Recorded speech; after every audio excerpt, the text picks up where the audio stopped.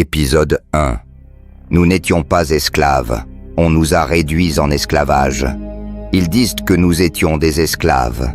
Non, nous n'étions pas des esclaves. Nous étions libres, jusqu'au jour où ils nous ont arrachés à nos racines, enchaînés, jetés sur des bateaux où l'on pouvait à peine respirer.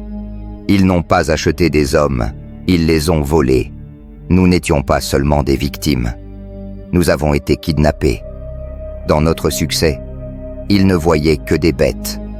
Mais en nous, il y avait toujours un homme, une femme, un peuple qui n'a jamais abandonné.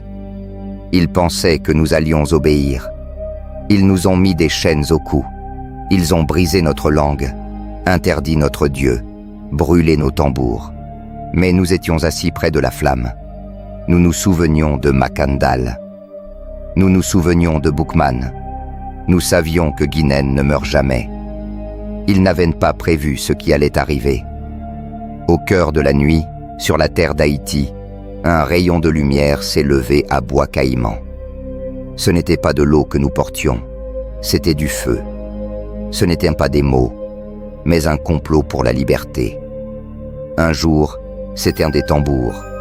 Le lendemain, des armes.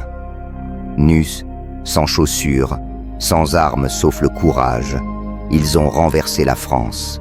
Avec des épées, des broussailles et la volonté de Dieu, ils ont vaincu la plus grande armée du monde.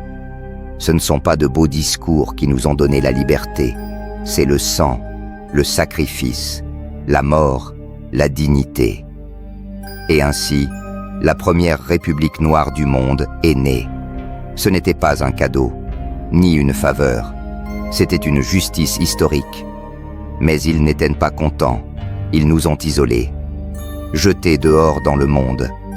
Ils nous ont fait payer une dette d'indépendance. Ils ont tenté d'effacer ce que nous sommes. Mais ils ne peuvent effacer ce que nous avons accompli. Nous n'étions pas esclaves. On nous a réduits en esclavage. Mais nous avons brisé leurs chaînes de nos propres mains. Et aujourd'hui, cette mémoire ne meurt pas. Tant que notre souffle est là, la résistance parle toujours. Nous sommes les enfants de ceux qui se sont levés contre l'enfer. Et nous continuerons de parler pour que tous s'entendent.